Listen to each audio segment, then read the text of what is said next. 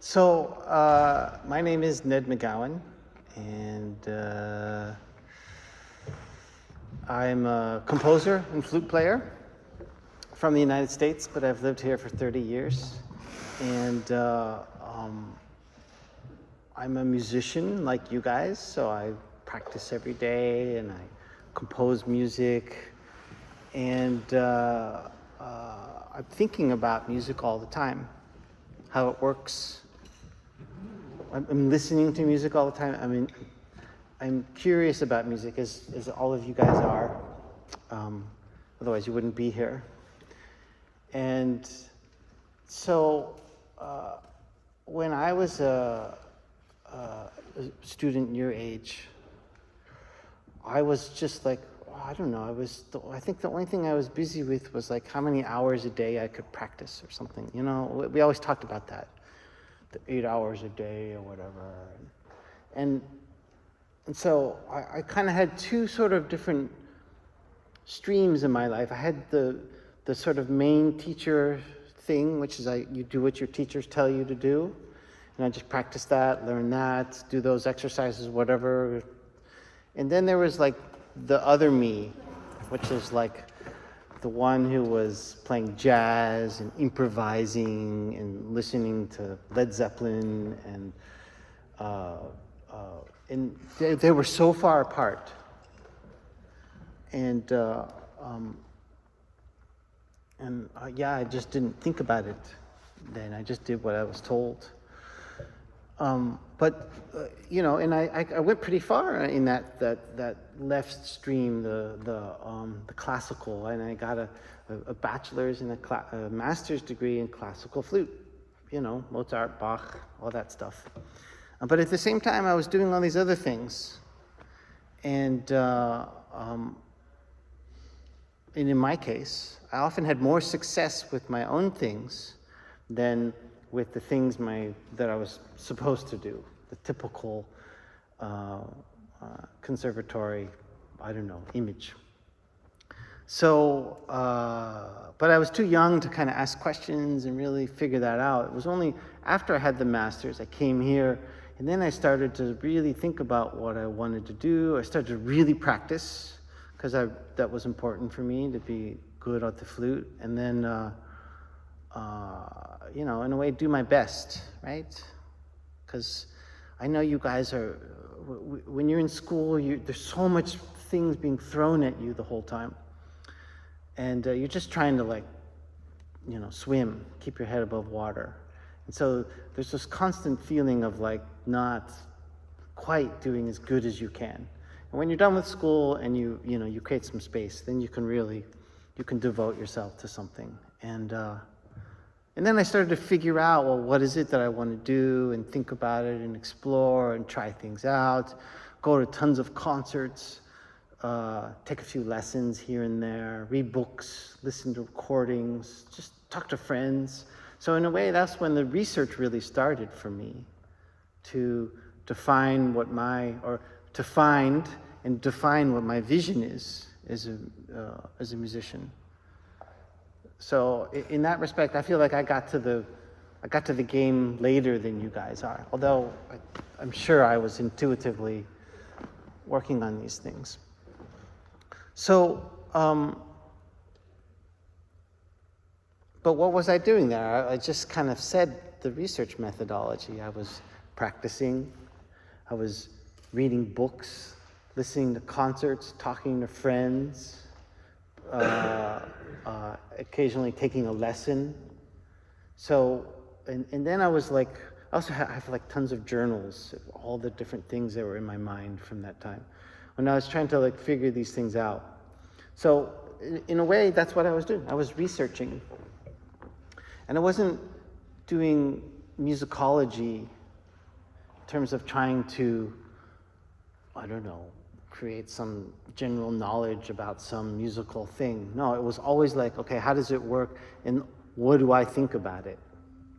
Yeah, it's amazing the way they play it, but it's not really emotional, or all these things we say all the time. We were always saying the good thing and the bad thing about all the music and things we come across.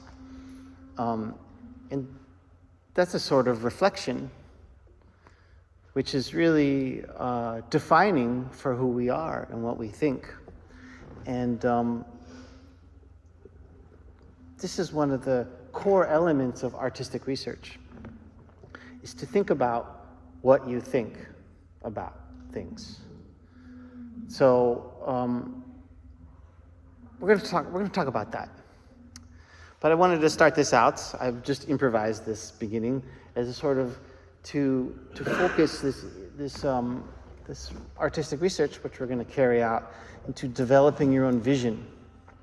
And so this is really what I was saying about, like, either following the directions of our teacher or the vision or the whatever norms there might be with your instrument. Like if you play classical flute, you're supposed to go play in the orchestra, that kind of thing. But I couldn't practice the same piece that much to win an orchestra job. So just wanted to do other things. So this is, I lost my train of thought. I'll come back to it. So, and I've already kind of gone into this. So, like, what is research? For example, do you think of research when you practice your instrument? What is that sound? Sounds like a drill. Oh, is it a drill? Yeah. First I thought it was a choir, like, doing a drone or something.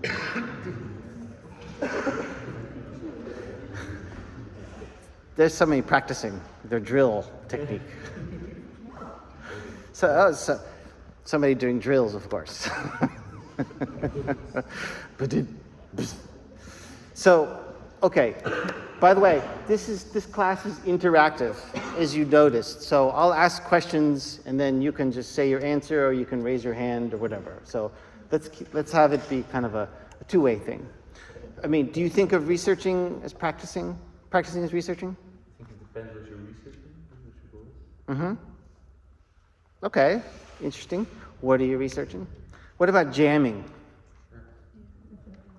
That's a research. Why? How? Isn't it just like listen and play along and? Maybe it's more about like how aware you are of what you're researching. But I think it's definitely like still research to jam, even if you're not like in it with the head of, oh yeah, what am I learning right now? Right. I think you learn anyway, whether you want to or not. That's really interesting. Yeah. So, like, as if there's like these learn moments, and those are there. And then there are the other non-learning moments, which are, I don't know, enjoying moments or just. I don't know, you also learn to enjoy it. Maybe sometimes you just Right. like step into it with more awareness sometimes. Yeah, that's right. You might come to a jam session with some 5 things written down that you want to try out. Oh, I've got this groove, I've got this meter, I have these texts. Let's see what we can do with those. Right? So that could be a great. Hi. Make sure you've crossed your name off on the list. Okay, what about listening?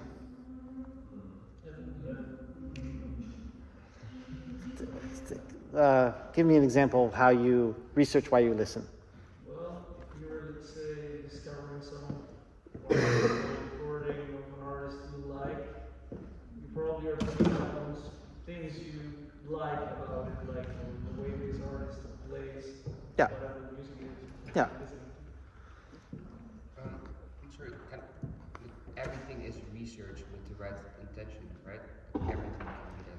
Even walking across the floor? If my intention is to research that and how I am, how I'm walking, how I'm putting the steps after the other step, yeah, definitely that can be research. Okay, so you're saying it comes down to the intention. Yeah. It's a little bit like what Rosa was saying. How about teaching? Am I researching right now? Absolutely. Because I tried something out.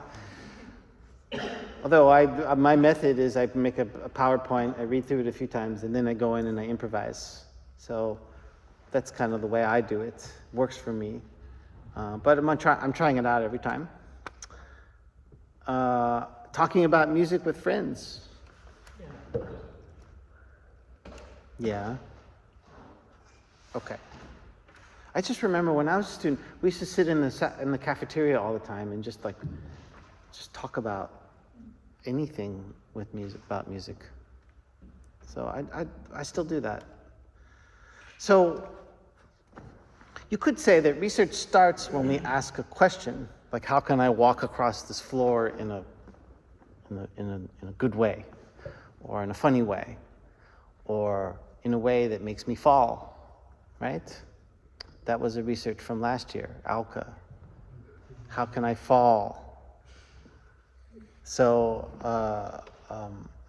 but if we also pick up our instrument and we say, well, how can I play this better in tune? Or how can I play it faster? Or how can I play it without, I don't know, clean or something like that. So when we have that question, then you're researching, because then you're trying things out. Do you think you could give a sort of percentage when you're like practicing of how much is intuitive and how much is specifically conscious?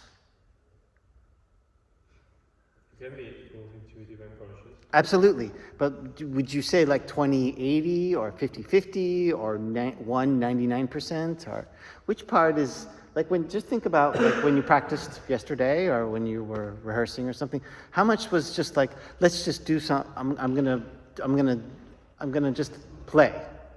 And how much is, okay, now I'm gonna play and I'm gonna work on my position and make sure my articulation is clean. Like, how does that work for you? Can somebody say? Yeah. I think for me it's probably like 60, or not like 40 intuitive, and the other 60 is like focusing on stuff. Okay. 40-60? Yep. Somebody else. I think I started with like 80 aware, what was the conscious? Let's say intuitive and conscious. So 80% conscious I start with, and maybe 20 intuitive, and then so shifts to 80 intuitive and 20. Okay. So you start one way and then it changes over time. Really interesting. Who else? That's what I'm reading. I would say 70% conscious, Mm-hmm. 30 intuitive. If I'm doing something like providing, and it's still aware. But what about thinking about changes while you're improvising? Isn't that kind of like, okay, D7, G minor, I mean, isn't that also kind of awareness that you're... Yes. And then after you've practiced the tune, like the blues, for a couple years, you don't think those chords anymore. You just play and you know what notes to do. Yeah, definitely there's a moment where you reach it. Yeah, interesting. That could be a really interesting research question. When is the moment that I can take consciousness or how can I integrate consciousness into my intuition? Something like that. I think that would be really hard, actually probably an impossible research question, but as we will see, we're going to talk about how to create research questions that have an end to them, right? Because you're all going to ask a question for your research, and you're going to answer it in your research. So we're going to choose a question that can be answered. And if it's a sort of thing that is like how can I get better at the flute? That's something you answer every time you play, and you will never answer to the rest of your life, right? So then we tend to call those a goal. I want to get better, or I want to be more expressive, or I want to create contrast in my music. Those things you can always work on. Although contrast could be easier to show. Anyway, let's just move on. So what are the questions we are asking about our art? Does someone want to throw up a question? Maybe we should leave this, but I want you to think about what are the questions you're asking. We're gonna explore this a lot, even today. And then coming back to this thing about intuition and consciousness, or implicit, explicit, you could put it. Which ones are we thinking? Okay, now I'm going to try to play this Bach sonata at tempo 120. And when is it? Oh, I'm just going to play this piece because it's really fun to play. Okay. Let's go on. So, what we are going to do in this class is artistic research, which is a kind of special form of research. So in order to kind of understand what that is, we're going to look at a little bit some other types, right? So if you think about scientific research, scientific method, hypothesis, and methodical testing. You guys learned about this, right? How can I figure out the speed of light? I don't know, you would have to find some way to measure that and test it out and see if it works. Or how can I, what is the speed of a ball that goes down an incline, right? Those are these scientific questions. You figure it out, you answer it. So these are general truths, which seem to apply to many, right? How do objects move, and what are the fundamental forces that act upon them? Can the motion of celestial bodies and objects on Earth be described by the same set of laws? Right? These are scientific questions. And if you knew about these kinds of topics, you could figure out some sort of method to test it. Then there's musicological research. I talked about this a little bit before, which would be what we will call research on the arts. So here you have the art, and here's you look at it, you analyze it, you come to some conclusions, and then you write about it.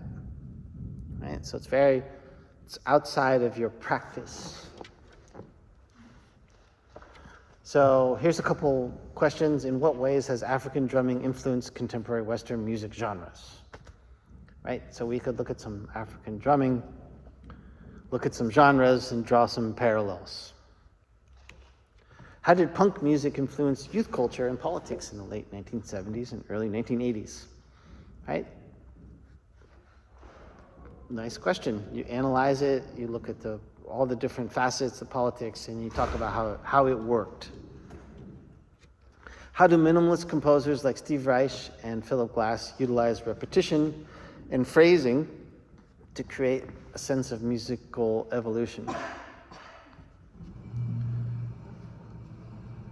Again, that's a question. You would analyze some pieces, you would talk about whatever musical evolution is.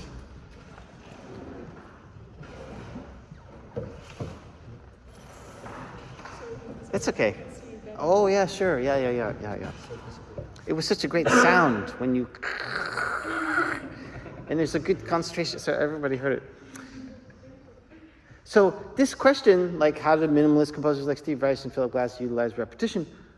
That's a really great question, and it may be very important for you in order to develop your art. So you might say, how can I create a sense of musical evolution in my music using repetition and phasing? So then you would talk about those techniques, and then you would go and you would analyze what Steve Reich and Philip Glass did. Look at how they did it. And then through the analysis, you come to some truth, some theory. They did it like this. And then you take that theory and you apply it to your own practice. So then you write a couple pieces, or you write some music that uses that technique. And then you try it out. But you might say, yeah, but I'm using instruments that, I don't know, you might come with some variation or instrument or approach or use of texts or whatever that is very different than what they did. So then you might have to take the theory and modify it for your music.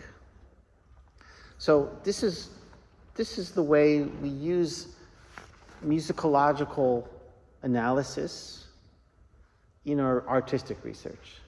But the point is not to only do, look at what they did. But the point is to look at what they did and then look at how it's relevant for your practice. How did Baroque performers approach ornamentation in keyboard music, right? There are all kinds of books about that. Okay, research for the arts. This is also an interesting category. So how can music notation be made that is easy to use? So let's say you want to make a notation program, what's this one? The MuseScore? Thank you. Tomorrow I start with that, the composition class. So you might then, make some variations and then see what musicians think are good works and doesn't work, right? But you're a computer programmer and you're just trying to figure out what works. Or what kind of material for a flute creates the loudest sound? Is it gold, silver, platinum, or steel? And then you could research that and then come to an answer, and then that would be useful for flute builders, for example. Right, so this is research for the arts. How can the acoustic properties of a performance space be optimized for different types of vocal performances? Again, a sound technician could research this. Okay. So what we're doing is artistic research. And typically we say it's research in and through the arts. Although that has been made in 2012, that statement. So the concept of artistic research is quite young, actually. It's only about 20 years old that they had some convention here in Europe. And then they decided that we were gonna go for artistic research, and we were gonna put that as a valid research methodology. So in artistic research, you ask an artistic question and you answer it by making art. So your answer is going to be a recording or a video or a text or a score. It's going to, a creative text, artistic text. Or teaching method, if some of you want to look into that. It's not going to just be words on the paper describing the answer. You're also going to do that, but we're going to see a recording, and then we're going to understand how all the things you've been researching are integrated into your art. So the answer is not universal, it's personal. So if you take this minimalist thing of Reich and Glass, and you say, well, okay, that's how they repeat it 9 times, and then they change one note, and then you'd say, well, okay, I did that, but actually I think it's much nicer to repeat it 90 times and then change 2 notes, just to give an example. So then you say why? You say, well, because in my music I do extreme minimalism and nothing, you have a vision for that, which then is informing the choices that you make. So now we have this kind of musicological research. You look into something, you see how it works, and then you have the context of your vision, and then that becomes kind of a black box which that information goes into and transforms into something else. So it's based on your vision, your ideas, your artistic practice. And the practice is a really important word. So if you play violin, it's going to be based on your violin playing. If you guys are makers, it's going to be based on things that you make. If you play piano or jazz flute, it's going to be in that domain. So in that respect,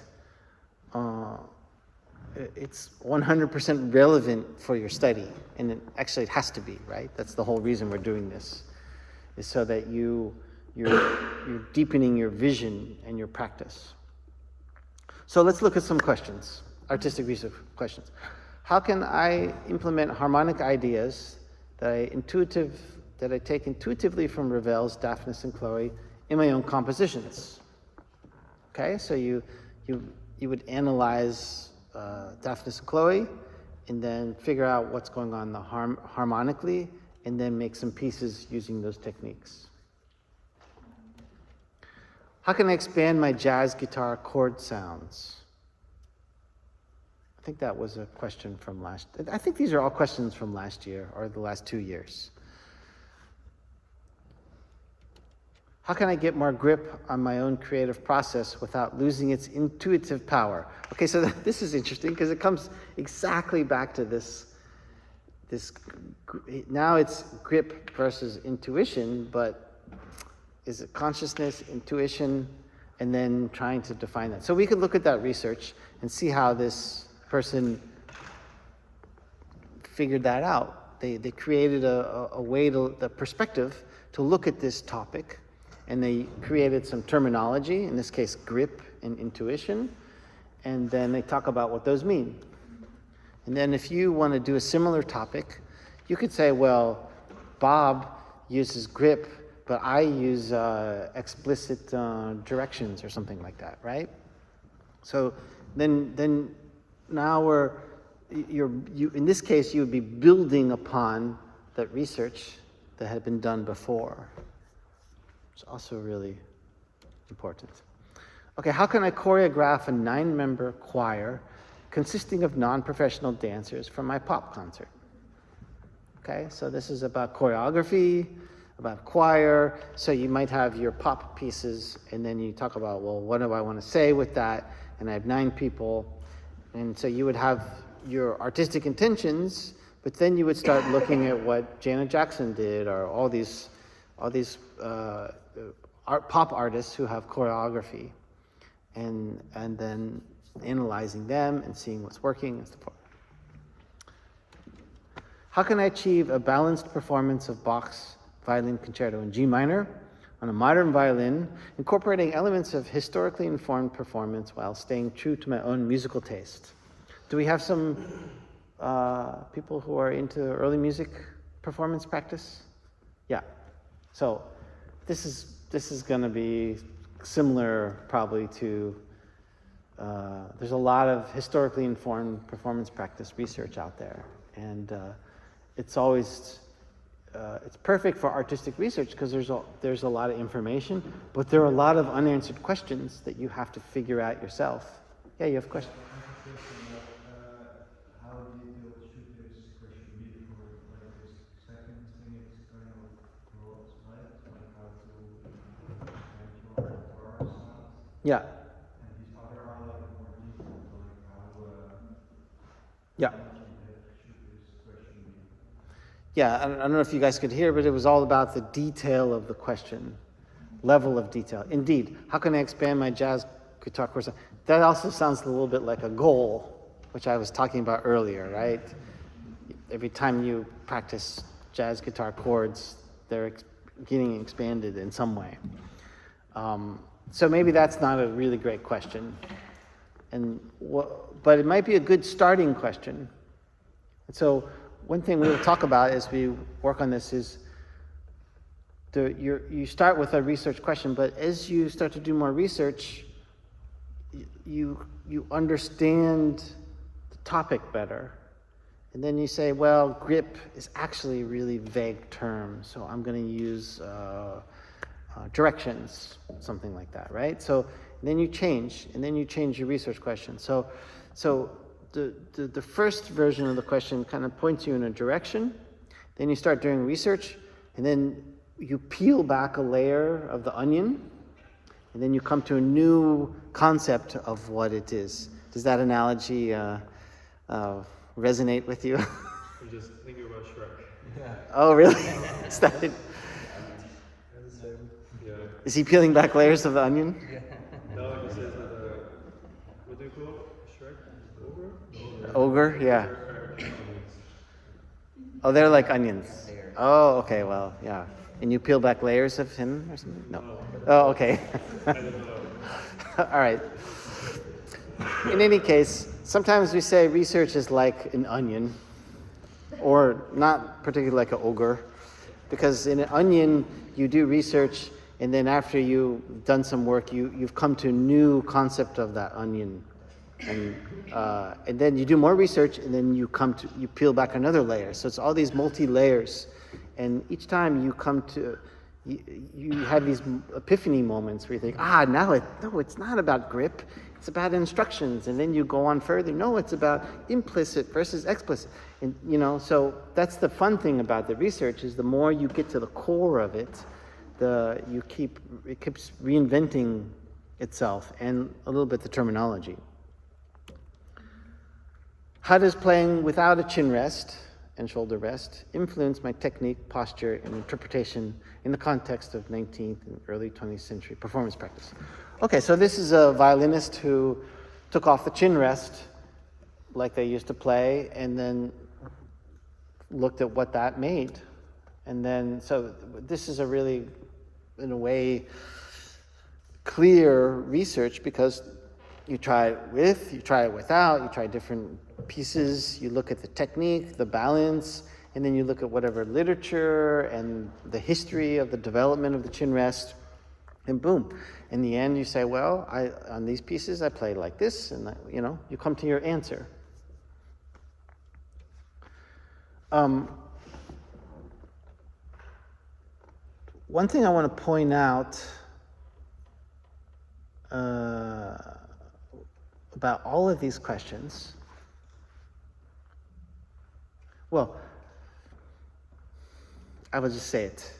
The person doing the research is in the question, right? It's all, how can I?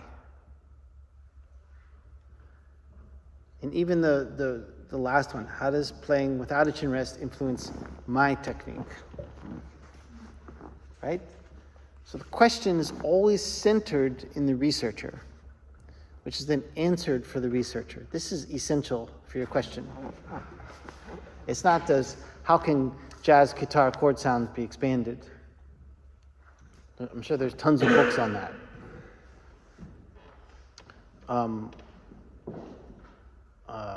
Or what are the harmonies of Ravel's Deafness and Chloe, right? Those are general questions. No, it's how can I put that in my compositions, my jazz chords. Oh, here's some more ones. How do I create an alter ego? That's of course 3.0. How can I incorporate the metric modulations from Tesseract T's album War of Being into my own compositions? Do you guys all know who Tesseract T is? What? Just Tesseract. Oh, just Tesseract.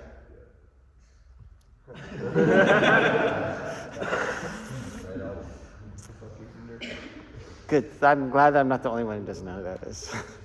How can I use clay to inspire me to create music? That was really nice research. How can I use my written texts and poetry to develop my music? Okay, right? So these are all really clear questions that can be answered. Of course, the word develop is a little bit open, so that's maybe less defined. But how can the principles of ambient music guide me in shaping and refining my personal artistic narrative and vision?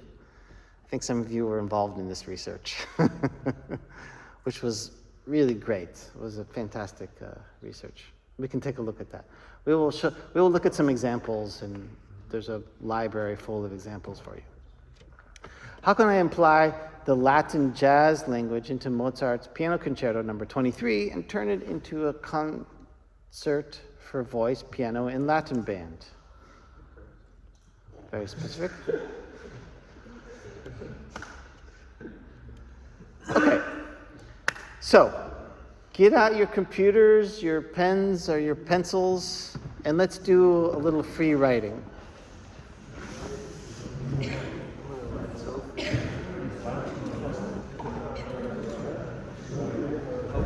incorporate to manifest spirit into my writing. Whoa, that's fire. Fire. Oh yeah.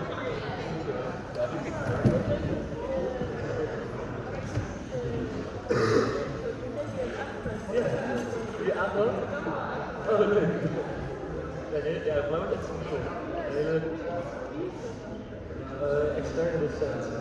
Dat is ook een workshop festival te hebben. Zo'n introductie naar klassieke muziek. Ja, super leuke gast. Ja, leuk. Okay. So, this is for yourself. So you don't have to turn this in. What have you been thinking so far about the role of research in your artistic practice? That may or may not be a conscious thing of your work till now. And what are some of the questions you would like to research? And how do they relate to your practice? So just write some things down.